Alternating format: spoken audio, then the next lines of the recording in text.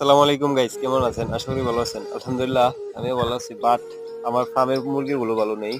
তো চলেন ফার্মে ঢোকা যাক। এই যে আমার ফার্ম, এই দেখতে পাচ্ছেন এখানে 500 পিসের মতো মুরগি আছে।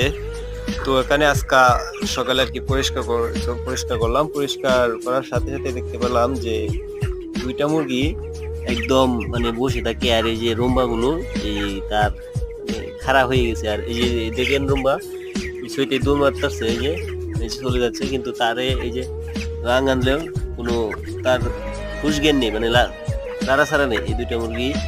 তো এই দুইটা মুরগি কি সমস্যা হয়েছে বা কি হতে পারে তাদের, তো যদি কমেন্ট বক্সে জানাতেন। যে তাদের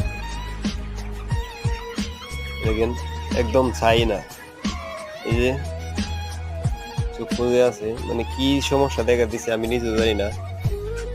তো এই সমস্যা সমাধান যদি কেউ জেনে